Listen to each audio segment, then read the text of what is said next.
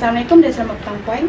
Terima kasih kerana sudi meluangkan masa bersama kami hari ini. Nama saya Nur Fazila Aina dan bersama rakan saya Fatin Sulaika, dan kami mewakili kumpulan kami untuk menempuh bulan puan.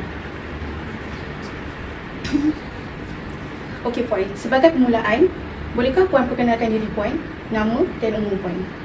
Okay, Assalamualaikum warahmatullahi wabarakatuh. Okay, nama saya Nur Amira binti Romli, berumur 34 tahun dan kini seorang guru di Tadika di Nusa Impian dan mempunyai pengalaman mengajar selama 7 tahun. Baik puan, terima kasih atas perkenalan puan. Hari ini tajuk kami adalah tentang pengaruh media sosial terhadap perkembangan emosi kanak-kanak. Kami ada beberapa soalan yang ingin diajukan kepada puan. Soalan pertama kami adalah, apakah faktor-faktor yang mendorong kanak-kanak ini terpengaruh kepada media sosial ini? Pada pendapat puan, mengapa kanak-kanak gemar untuk menggunakan media sosial? Okay. Sebelum tu saya ingin menerangkan maksud media sosial sendiri itu adalah apa. Okay, media sosial adalah platform komunikasi untuk berkongsi ataupun mencipta kandungan serta berinteraksi dengan pengguna lain secara maya. Ia merangkumi pelbagai jenis seperti yang pertama rangkaian sosial seperti Facebook, Twitter, Instagram. Yang kedua platform perkongsian video iaitu YouTube, TikTok, blog dan forum. Okay, yang terakhir adalah aplikasi permesejaan. Okay, contohnya adalah WhatsApp dan Telegram. Okey, ada beberapa faktor yang mempengaruhi yang mendorong kanak-kanak terpengaruh menggunakan media sosial. Okay, yang pertama sekali adalah memudahkan kita semua ini untuk mengakses maklumat dan berkongsi maklumat, berinteraksi dengan segera, berkomunikasi dua hala dan menghantar mesej yang cepat. Okey, yang kedua adalah ianya sangat canggih dan menarik. Itu adalah salah satu tarikan lah. Okay. Yang ketiga, penggunaan internet, penggunaan alat gadget, rangkaian sosial yang meluas, kebergantungan sumber maklumat, penggunaan sumber hiburan, games online dan kebergantungan komunikasi melalui media sosial. Okay, yang paling tinggi penggunaannya adalah internet. Okey, seterusnya faktor lain adalah untuk mendapatkan hiburan. Okey, kanak-kanak ni sangat sukakan hiburan dan hiburan ni adalah secara percuma. Okey, yang seterusnya adalah pengaruh rakan sebaya. Okey, untuk rakan ni adalah untuk mereka mendapatkan ketenangan dan kegembiraan. Okay, maksudnya ibu bapa ni tidak sentiasa bersama dengan mereka, so dia akan mencari rakan sebaya lah untuk meluangkan masa. Okay, seterusnya tidak mendapat perhatian daripada keluarga yang setakat tadi lah. Mungkin ibu bapa sibuk dengan pekerjaan masing-masing. Okay. Yang seterusnya adalah pusat sosial interaktif tanpa mengira waktu dan lokasi. Akhir sekali mempunyai paparan yang interaktif dan menarik. Okay, terima kasih atas penjelasan puan. Untuk kita beralih ke soalan seterusnya pula, apakah kesan media sosial ini terhadap perkembangan emosi kanak-kanak? Apa pendapat puan, kesan buruk atau kesan negatif media sosial kepada kanak-kanak? Contohnya YouTube ke TikTok, apa kesannya kepada perkembangan emosi kanak-kanak? Okey, pada pendapat saya, media sosial ni ada dua lah, kesannya negatif dan positif. Okey, itu cara kita menggunakannya, macam mana kita menggunakannya. Dia boleh jadi baik dan buruk. Okey, saya terangkan dulu, bagi tahu dulu dia punya kesan negatif lah. Okey, yang pertama, kesan negatifnya adalah dia akan merenggangkan hubungan. Okey, mengakibatkan rasa kesunyian. Okey, kajian daripada Fakulti Sains Sosial dan Kemanusiaan UKM pada tahun 2019, penggunaan media sosial yang tinggi mempunyai hubungan signifikan dengan tahap kesepian yang tinggi. Okay. Hubungan manusia secara bersemuka lebih bermakna dan berkualiti ataupun lebih akrab. Okay. Yang ini kita kata lebih baik hubungan secara fizikal. Okay. Ianya melalui ucapan ataupun perbuatan. Okay, sepatutnya digunakan untuk berhubung dengan rakan dan saudara mara yang jauh. Okay, kita kata media sosialnya baiknya adalah untuk menghubungkan orang yang jauh.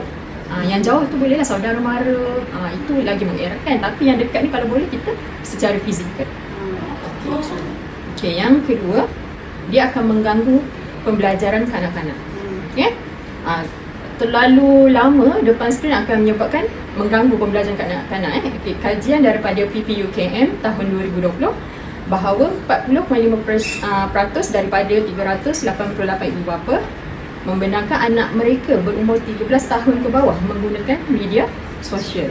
Okay, pendedahan awal menyebabkan ketagihan pada skrin ni lah, gangguan tidur, masalah pembelajaran dan kandungan yang tak sesuai dengan had umur mereka.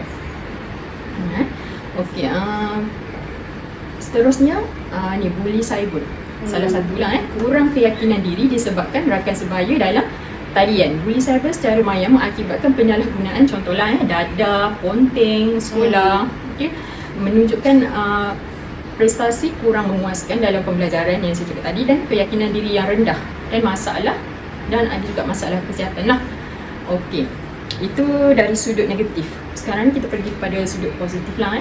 Okey, yang pertama membolehkan, media sosial ni adalah platform untuk membolehkan individu itu untuk berhubung, berkomunikasi dengan pantas. Okey, orang tu jauh ke jauh, sekejap je kita hantar mesej tu, kita dah boleh tahu khabar dia, apa semua, dengar suara. Okey.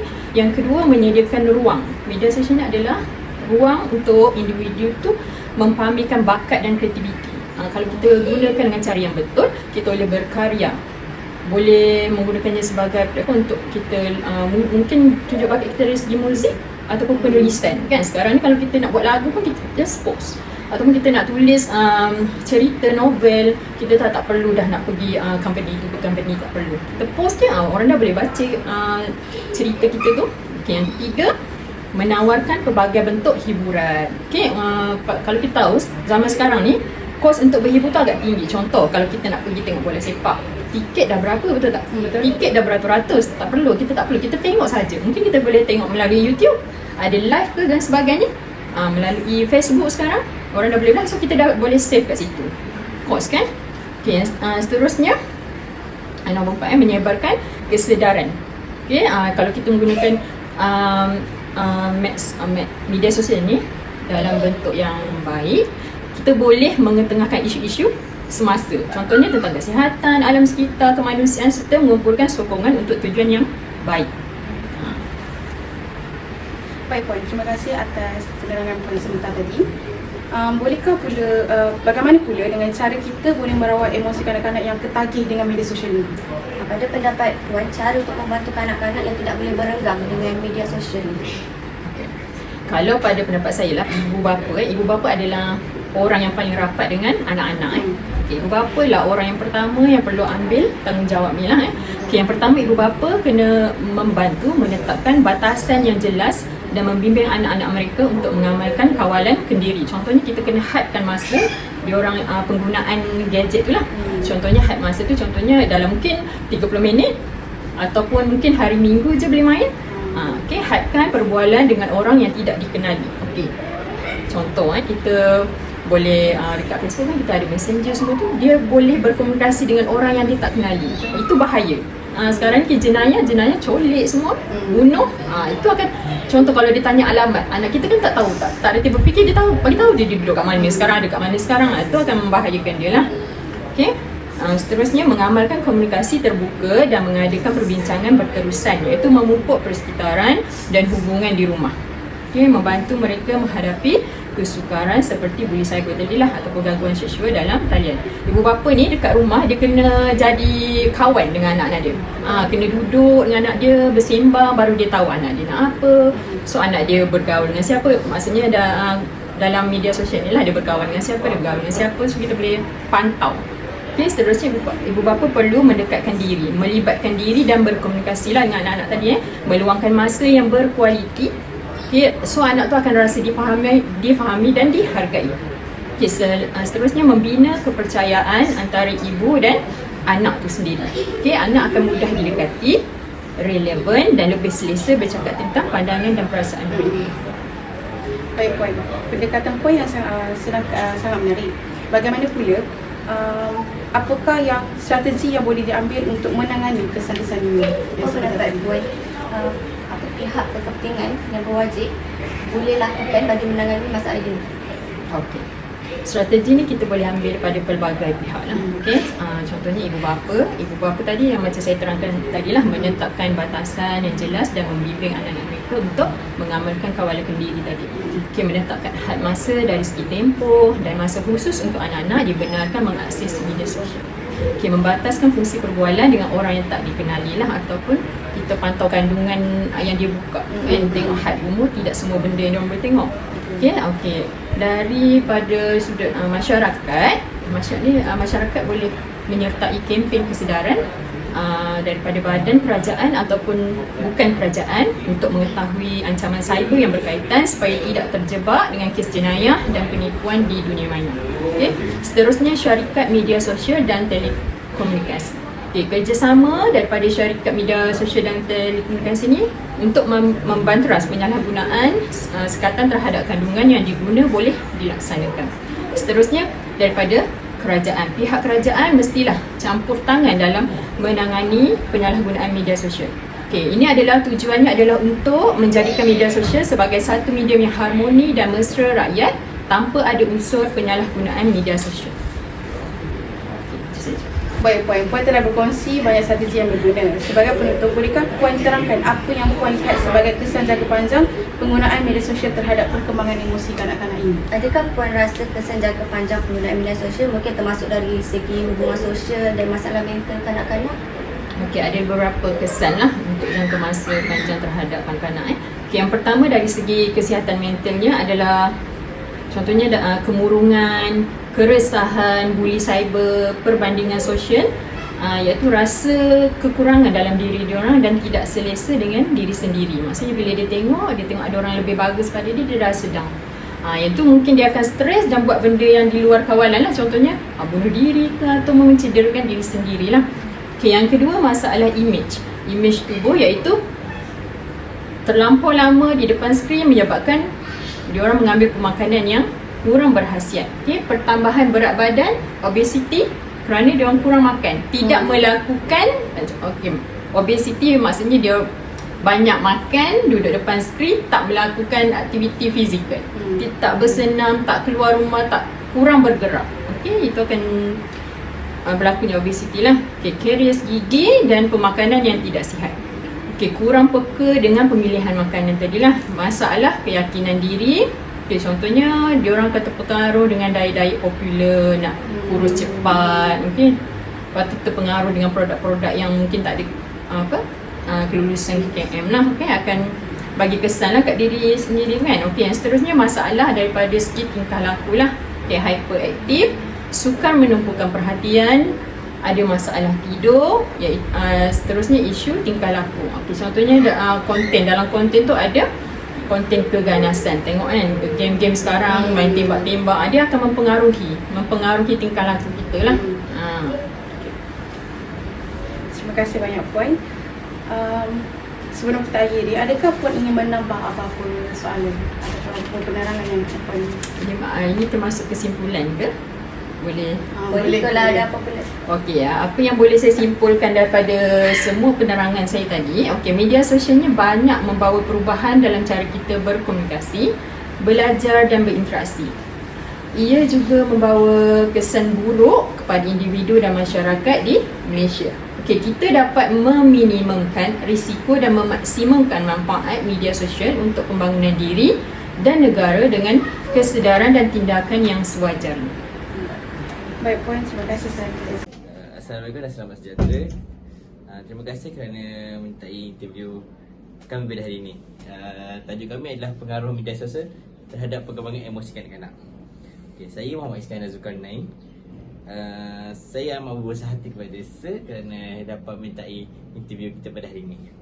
Okay. Sebelum kita memulakan sesi interview kita pada hari ini, saya ingin bertanya kepada Sir untuk perkenalkan diri Sir, nama penuh Sir, jawatan Sir dan pengalaman Sir dalam bidang pendidikan rawat kanak. Bismillahirrahmanirrahim. Assalamualaikum semua. Nama saya Rasidin bin Idris, merupakan seorang pensyarah di Jabatan Sains Sosial, Fakulti Pendidikan Sains Sosial di Universiti Selangor.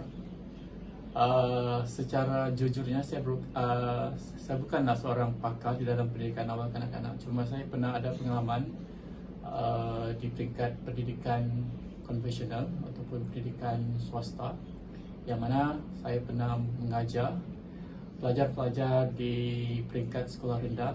Namun saya fikir pengalaman tersebut mungkin tidaklah sebanyak mana yang dimiliki oleh orang lain. Jadi saya cuma hanya mampu memberikan pendapat berdasarkan kapasiti yang saya miliki sahaja. Okay. Okey, terima kasih Sir atas perkenalan diri Sir. Okey, kita akan teruskan dengan soalan pertama, iaitu apakah faktor-faktor yang mendorong kanak-kanak terpengaruh menggunakan media sosial? Okey, pertama sekali antara perkara yang menjadi dominan ataupun perkara yang menjadi elemen penting yang mempengaruhi tingkah laku kanak-kanak, terutamanya kepada apa tadi soalan dia? Emosi kanak-kanak terpengaruh menggunakan media sosial. Terpengaruh Menggunakan media sosial. Ya. Okay, sudah tentulah datang daripada ibu bapa itu sendiri. Okay, maksudnya daripada ibu bapa, yang mana apabila ada certain keadaan ibu bapa lebih banyak menunjukkan tabiat ataupun tingkah laku menggunakan handphone, yang mana penggunaan handphone ini pula banyak berkisarkan tentang media sosial dan juga sebagainya. Jadi anak-anak yang selalunya menjadikan ibu bapa sebagai contoh ataupun role model di dalam kehidupan pasti akan cuba meniru ataupun cuba mengambil sikap tersebut sebagai sebahagian sebagai tingkah laku mereka sepanjang dalam proses pembesaran. Okey, terima kasih atas soalan Dan yang sebenarnya ada lagi. Oh, ada lagi Yang kedua adalah environment Ah. ataupun environment ni persekitaran. Okay, Ah. jadi faktor persekitaran juga sebenarnya memainkan peranan yang sangat signifikan, kerana persekitaran boleh juga berlaku akibat faktor lain selain daripada ibu bapa, mungkin faktor rakan sebaya ataupun faktor rakan-rakan yang sama peringkat umur, dan ini juga sebenarnya menjadi pemangkin kepada pengaruh penggunaan media sosial di dalam kalangan kanak-kanak. Okey, terima kasih atas soalan yang pertama tadi. Seterusnya, soalan kedua adalah apakah kesan media sosial terhadap perkembangan emosi kanak-kanak? Okey, perkembangan emosi, kesan perkembangan emosi kepada kanak-kanak. Ya, betul. Ada. Sudah tentulah perkembangan emosi mempunyai beberapa disebut sebagai kesan tu tadi, betul? Betul. Kesan media sosial terhadap perkembangan emosi kanak-kanak. Pertama sekali, kesan kepada perkembangan emosi kanak-kanak adalah kanak-kanak sebenarnya lebih banyak meniru sikap ataupun perangai daripada orang dewasa. Jadi dari sudut perkembangan emosi, secara tidak langsung kanak-kanak dia akan cuba mengekspresikan perasaan emosi daripada apa yang mereka lihat. Sebab itu ada satu istilah, kita adalah apa yang kita baca, apa yang kita lihat. Jadi kanak-kanak ini sebenarnya mereka lebih banyak menyerap ilmu pengetahuan, informasi dan juga maklumat daripada apa yang mereka lihat. Jadi sudah tentulah kalau sesuatu perkara perkembangan emosi yang ditunjukkan adalah dalam bentuk yang baik, yang positif, sudah tentu kanak-kanak ini juga akan terpengaruh dengan pendekatan sedemikian. Tetapi apabila kurangnya kawalan ataupun penapisan terhadap bahan-bahan media sosial yang membawa kepada kesan emosi yang negatif, maka sudah tentulah mereka juga akan terkesan. Dan boleh jadi golongan kanak-kanak ini lebih terdedah, kerana ini akan membentuk emosi mereka daripada kecil sehinggalah dewasa nanti. Okay, sebab daripada sudut perkembangan kognitif ataupun minda, perkembangan kognitif sebenarnya bukan baru bermula umur dalam 20 tahun ataupun 30 tahun, tapi bermula dengan daripada kecil lagi. Okey, terima kasih Sir. Kita akan ke soalan seterusnya, iaitu soalan ketiga, iaitu bagaimana cara merawat emosi kanak-kanak yang ketagih kepada media sosial? Okey, yang paling penting adalah pendidikan ataupun education. Jadi melalui pendidikan perlu dikongsikan, perlu diberikan pendedahan bahawa penggunaan handphone sebenarnya bukanlah menjadi suatu masalah yang besar, melainkan perlu ada satu batasan, suatu garis sempadan bahawa penggunaan telefon ataupun media sosial ni sebenarnya adalah untuk menambah baik ilmu pengetahuan yang sedia ada.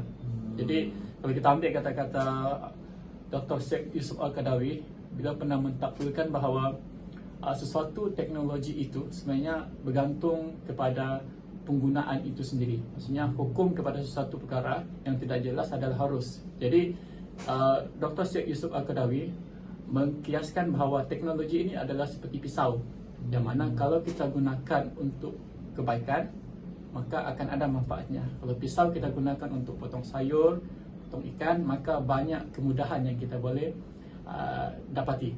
Namun boleh juga kita gunakan untuk perkara-perkara yang berkaitan dengan keburukan. Contohnya ialah bunuh orang ke, mengugut dan sebagainya. Kita tak pernah jumpa lagi orang mengugut gunakan pen ataupun guna kertas mahjong. Betul. Biasanya jadi ya bergantung dengan penggunaan ataupun niat kepada penggunaan media sosial itu sendiri.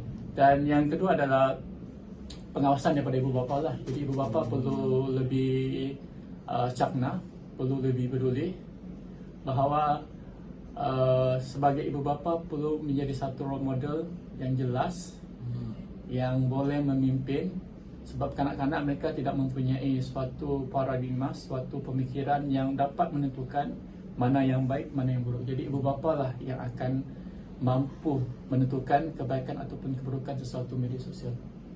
Jadi mudahan saudara Iswan bolehlah macam tu. InsyaAllah. Jadi seorang ibu bapa yang mampu menentukan kandungan media sosial yang perlu yang anak nak akses dan sebagainya lah. Okay. So kita terus soalan seterusnya iaitu Ini soalan yang keberapa? soalan keempat. Apakah strategi yang boleh diambil untuk menangani kesan media sosial terhadap perkembangan emosi kanak-kanak? Strategi. Yes, strategi yang boleh diambil untuk menangani kesan media sosial terhadap. Okey, yang pertama adalah mengehatkan penggunaan media sosial. Jadi maksudnya perlu ada satu jadual.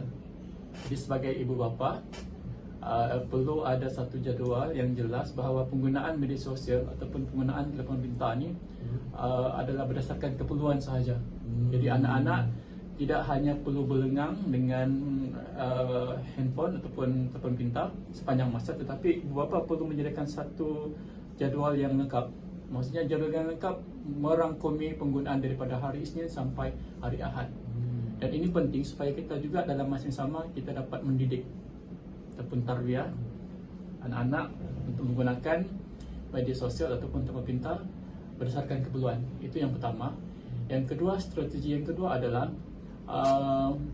anak-anak juga perlu diberikan pendekatan yang berlainan. Dari sudut psikologi kita sebut sebagai reverse psychology. Maksudnya penggunaan telefon pintar sebenarnya bukanlah menjadi suatu keutamaan. Maksudnya anak-anak perlu juga diberikan pendedahan bahawa media sosial ataupun telefon pintar bukanlah segala-galanya.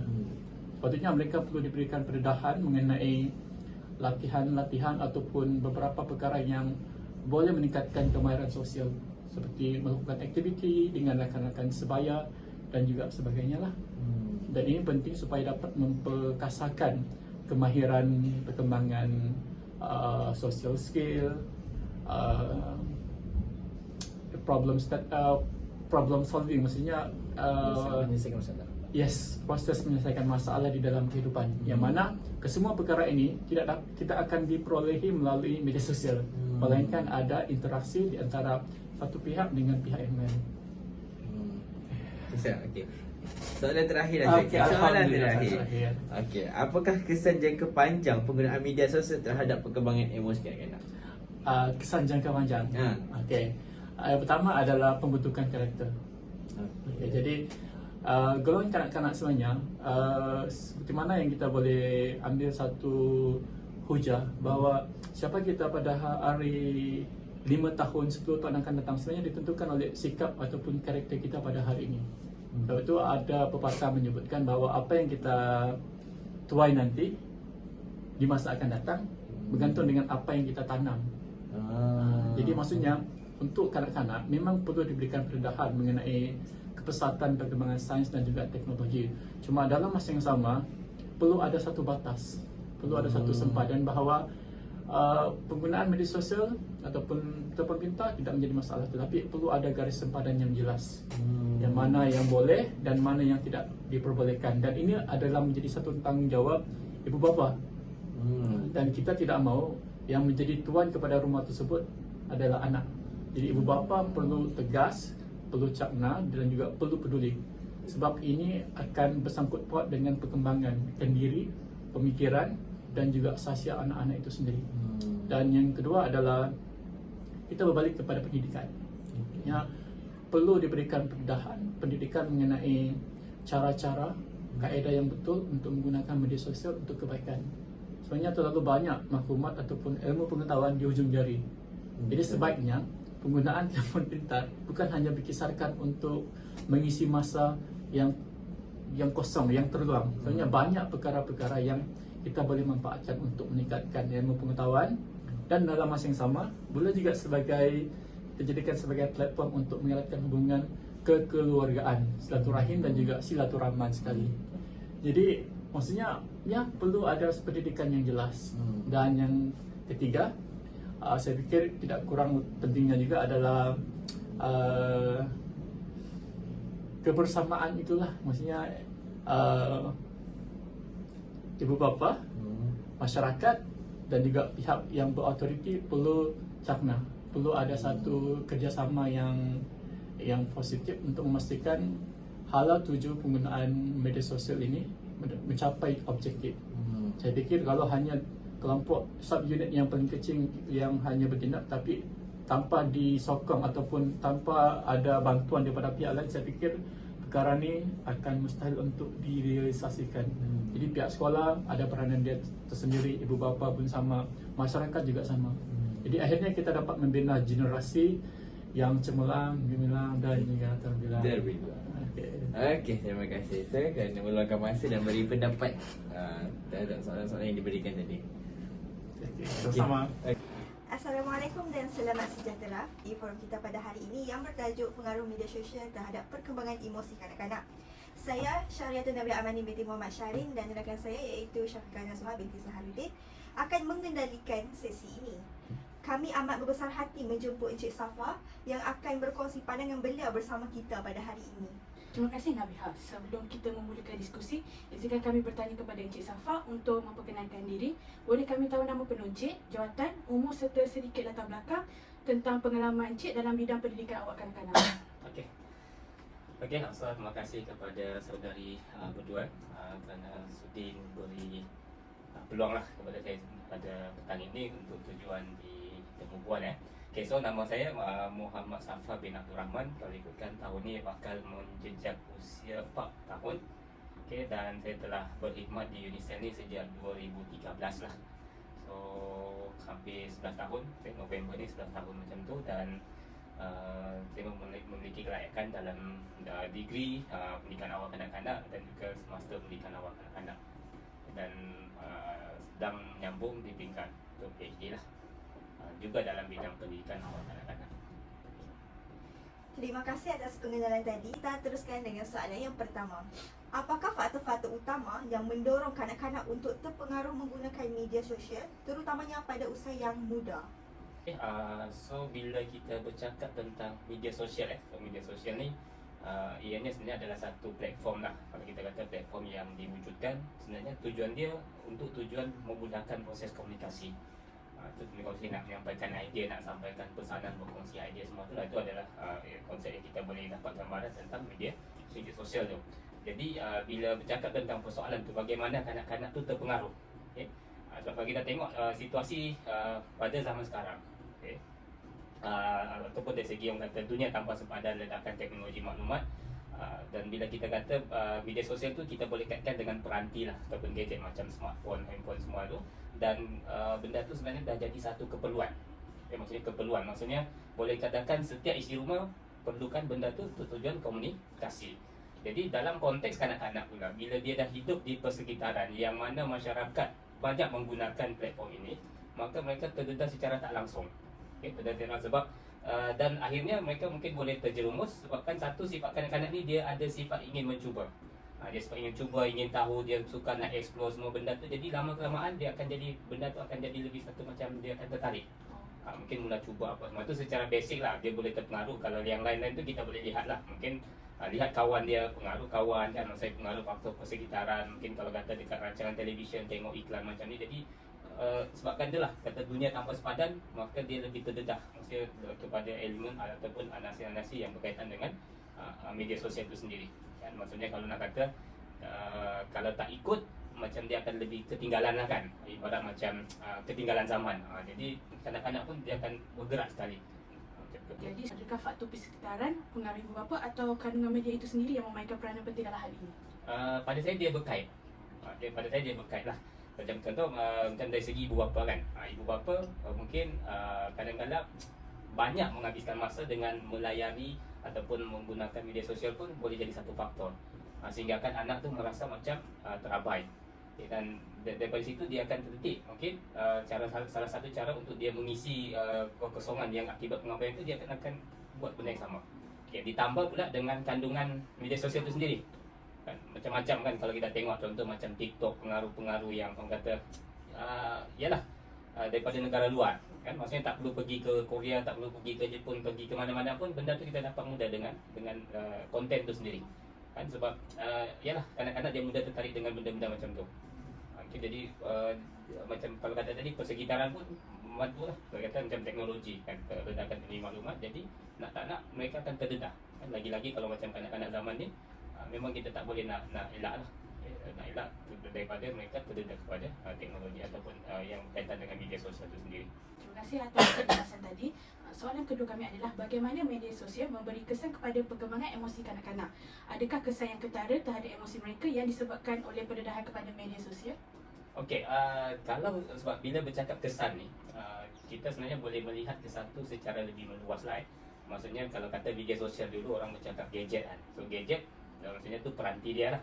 So sekarang ni menggunakan peranti tu untuk tujuan explore media sosial kan. Jadi kesan tu bukan sahaja pada, kalau ikutkan secara umum, bukan emosi sahaja. Okay? Dia boleh memberi kesan kepada yang lain juga lah. Sebab kalau kita tengok ada kajian yang pernah saya baca, dia melihat apa kesan media sosial itu sendiri, dan antara yang tertinggi sebenarnya adalah sosial. Dia lebih memberi dapatan kajian tu lah. Dan yang kedua tertinggi adalah emosi. Jadi bagaimana kesan emosi tu terjejas? Mungkin salah satu faktor dia adalah mungkin kanak-kanak tu dia ada macam kita panggil ketagih. Jadi bila dia dah ketagih, maksudnya dia keinginan tu sentiasa nak melayari media sosial. Jadi secara tak langsung dia akan lebih berfokus kepada benda tu je. Jadi sampai satu masa bila kita nak dia buat benda lain, dia tak boleh. Dia akan macam mungkin memberontak ataupun mungkin dia akan kadang-kadang ada yang sampai tahap tantrum, mengamuk. Contohlah macam disekat daripada menggunakan benda tu. Itu dari kesan ketara lah dari segi emosi. Satu lagi kalau kita tengok dari segi kita panggil dari segi dia punya mental lah, ataupun dia punya dari segi psikologi, kadang-kadang dia mungkin boleh terdedah kepada tekanan. Tekanan mungkin sebabkan ialah sebab kalau kita tengok sebenarnya di Malaysia ni, situasi dia di Malaysia ni, kanak-kanak di Malaysia ni kalau ikut statistik yang saya dapat lah daripada Persatuan Pengguna Cyber macam tu yang related dengan macam media sosial ni, statistik tu dikeluarkan menggerunkan jugalah sebab 9/10 daripada kanak-kanak di Malaysia ni dah tertagih media sosial. Bermaksud 90% kanak-kanak Malaysia yang berumur 14 tahun ke bawah. Jadi 14 tahun ke bawah tu termasuklah yang peringkat yang lebih awal ni lah. Jadi bila dia dah statistik tu besar macam tu, okay, jadi dia akan mudahlah terdedah kepada kesan-kesan yang contoh macam emosi kan. Contoh kalau bisa kata lah kan, dia ada akaun media sosial sendiri, contoh ada TikTok kan. Jadi kadang-kadang bila dia macam post sesuatu, mungkin dia mengharapkan sesuatu. Contoh mungkin dia post, mungkin apa dia harap, mungkin ada yang puji dia kan. Kadang-kadang sampai kadang-kadang macam ibarat macam jadi hipokrit juga kan. Contoh macam dia nak muka dia apa yang istilah macam filter kan, nak nampak dia menarik, okey dia post. Sedangkan benda tu sebaliknya. Sebab ada yang kes macam tu, dia macam mengalami tekanan emosi sebabkan dia tak dapat apa yang dia nak. Macam contoh sambutan, pujian daripada orang lain macam tu. Jadi tu kebanyakan yang tu lah. Dan satu lagi mungkin dia boleh dari segi emosi lain juga dia boleh terdedah kepada macam bully cyber kan. Mungkin contoh macam apa yang kata macam body shaming apa semua tu boleh mengganggu dia punya emosi. Dan satu ni kadang-kadang dia tak matang. Jadi dia tak boleh nak kata nak menilai kan konten yang ataupun apa yang dia lihat dalam media sosial tu, sama ada benda tu baik ataupun sebaliknya. Tu pandangan yang saya boleh bagi berdasarkan soalan tu tadi. Bolehkah kesan ini menjadi lebih ketara berdasarkan jenis platform media sosial yang digunakan oleh kanak-kanak? Dia akan jadi lebih ketara bila benda tu tidak dikawal. Sebab dia macam, yalah macam saya kata tadi, mula-mula tertarik dia nak tengok. Mungkin tengok mak dia kan, lepas tu tengok status pula. Macam dia lah kan Facebook apa semua, dia pun tertarik nak buat. Bila dia tertarik, dia cuba. Bila dia cuba, mungkin dia jadi satu kebiasaan, habit. Bila dia jadi habit, dia jadi ketagih. Jadi bila dia ketagih ni, pada saya dia dah tahap kritikal lah. Sebab dia macam ibarat dunia dia di situlah. Itu kesan paling ketara lah kalau tak dikawal. Sebab tu kalau kita tengok saranan kan, macam ada pakar yang mengatakan usia 3-4 tahun tu sebenarnya kanak-kanak jangan dedahkan lagi. Jangan didedahkan. Maksudnya balik semula pada fitrah kanak-kanak tu. Bagi mereka main fizikal. Kan macam sekarang kalau kita tengok kan, kalau kita tengok zaman kanak macam saya dulu lah, zaman kanak-kanak saya dulu main dia memang main yang kotor lah. Main tali air, mandi sungai apa semua, tak ada gadget-gadget kan. Kalau permainan game tu semua game-game yang tradisional. Tapi sekarang benda tu dah tak ada dah.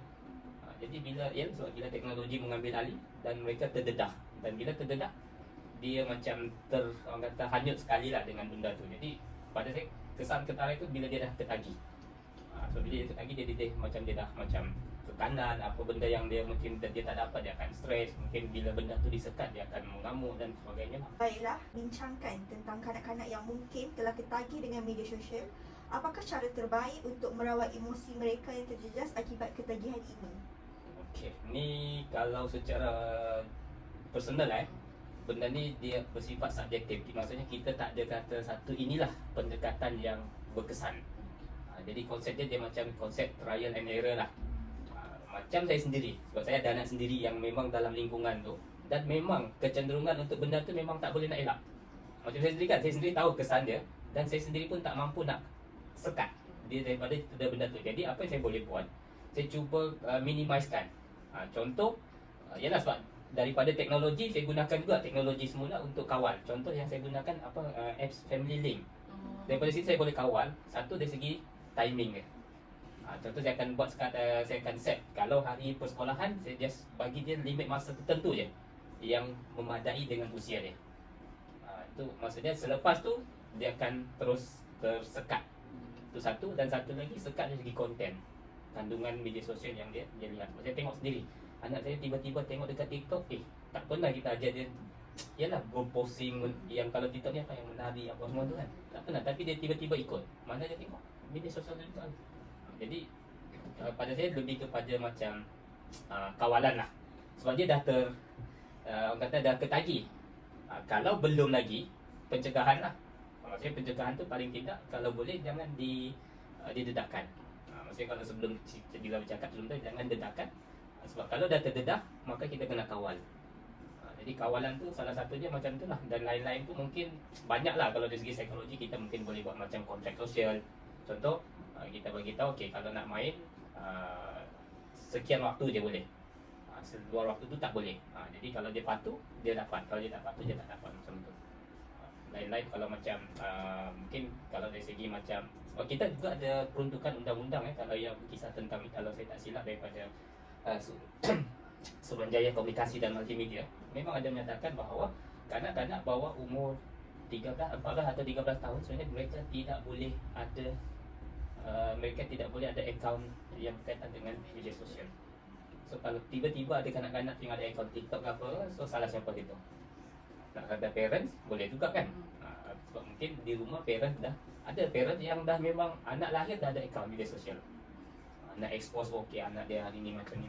Padahal benda tu tak perlulah dikongsi lebih awal kan, sebab semua orang akan melalui proses yang sama pun sebenarnya. Jadi bila terlalu awal di-expose, mungkin itu sebenarnya secara tak langsung kita dah mendedahkan dia secara langsung lebih awal. Okay. Dan sebagai soalan terakhir, apakah kesan jangka panjang penggunaan media sosial terhadap perkembangan emosi kanak-kanak? Adakah kita akan melihat kesan ini berterusan sehingga ke alam remaja atau dewasa? Kalau saya pegang pada prinsip sebab kalau seawal usia ni kanak-kanak ni dia sifat dia menyerap serap. Jadi kalau katalah ketagihan gadget itu dah sebati dalam diri dia, pada saya akan datang memang susah nak dikawal lah. Itu yang akan jadi konflik pula kemudian kan. Tak mustahil nanti anak lari dari rumah sebab tak nak main benda tu. Itu risiko besar sebab bila yang kita khawatir ni ketagi yang kita tak boleh nak kawal dah. Dia kesan, memanglah kita tak nafikan dia ada kesan yang positif. Dari segi emosi pun ada yang positif dia kan. Mungkin contoh mungkin dia boleh meluahkan perasaan, emosi dia dalam media sosial macam tu kan. Contoh mungkin kegembiraan, sebab emosi pun emosi yang positif, gembira dalam tu dia boleh share benda yang mungkin satu achievement dia. Tapi dalam masa yang sama kesan negatif tu yang kita kena lihat sebab positif ni tak apalah. Tapi yang negatif itu yang kita kena lebih beri perhatian sebabkan dia akan berkesan tu berlanjutan. Sebab ni bukan penyakit. So kalau penyakit ada ubat yang kita boleh bagi makan. So nak rawat macam mana? Sebab tu soalan tadi nak rawat macam mana? Tak boleh kita kata inilah ubat dia. Kalau sakit kepala, Panadol kan. Kalau sakit ni makan ubat ni sebab ini bukan penyakit. Dia lebih kepada macam kata mental. Macam seolah macam kita punya macam robot lah. Bila kita reset dia, okey kau jadi macam ni. Sebab tu kalau kita tengok kedai makan robot kan, dia dah set dah. Okey dia dah set sini, okey kau pergi situ. Dia dah di set, diarahkan macam tu. Tapi yang ni tak. Jadi dia lebih pada macam kata yalah intervensi dia tu pelbagai. Perundangan ada dan dia macam perlukan macam ibu bapa pun kena main peranan.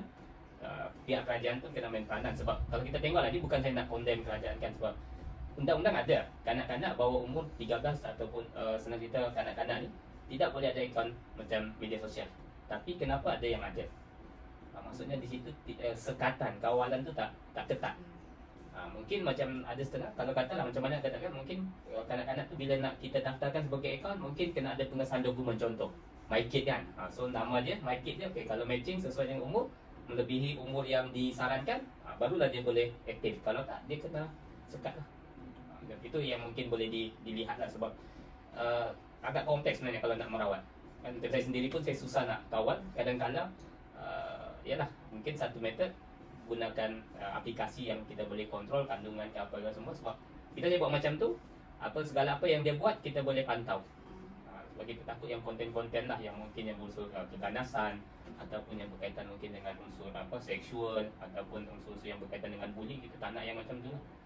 Jadi itu yang pada saya yang mungkin kita boleh ambil lah. Terima kasih banyak Encik Safa atas pandangan dan penjelasan yang sangat mendalam. Kami sangat menghargai masa yang diluangkan untuk bersama kami hari ini. Terima kasih sekali lagi dan semoga kita berjumpa lagi di sesi yang akan datang. Assalamualaikum.